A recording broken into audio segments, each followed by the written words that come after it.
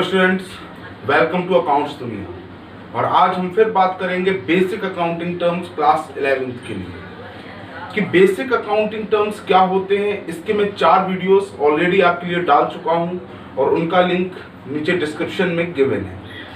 आज हम लोग बात करते हैं इस 5th पार्ट के बारे में। मैंने कुछ अकाउंटिंग टर्म्स और चुने हैं जिनको मैं आप तक पहुंचाना चाहता हूं।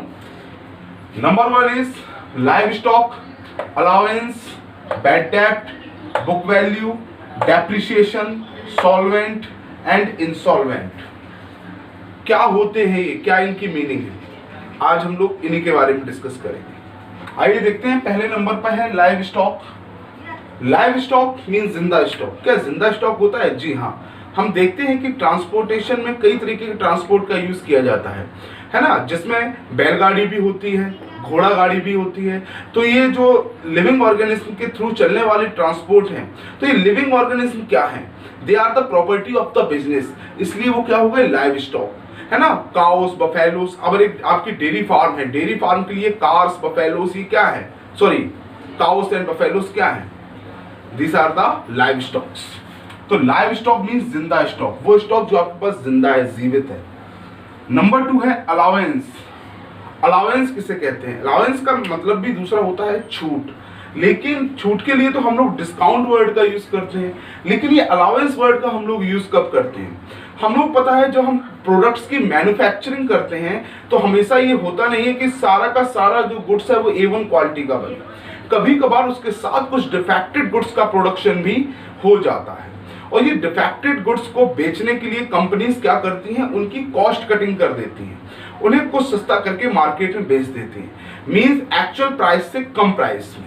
तो जो डिफरेंस है, जो एक्चुअल और वो कम कर करके बेचते हैं, उसका जो डिफरेंस है, दैट इज कॉल्ड अलाउंस। ये एक तरह से डिस्काउंट ही होता है और इसको डिस्काउंट की तरह से ही ट्रीट किया जाता है, लेकिन इसका नाम अलग होता है, it is called allowance.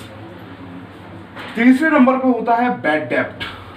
Bad डेब्ट मीन्स आपका डेटर, जिससे आपको पैसे लेने हो, वो डेटर होता है और वो टाइम पर पैसे ना दे पाए या पैसे ना दे पाए तो हम उसको बोल देते हैं ही इज अ बैड डेब्ट। उसका नाम है बैड डेब्ट। अगर कोई आपका डेटर आपको टाइम पर पेमेंट नहीं कर पा रहा है तो हम लोग उसको क्या कहेंगे? बैड डेब्ट। 4th पॉइंट, बुक वैल्यू किसको कहते हैं? सीधी सी बात है, बुक में लिखी हुई वैल्यू। हम सभी को पता है कि जब हम लोग अकाउंटिंग करते हैं तो उसमें हम लोग बैलेंस शीट भी बनाते हैं।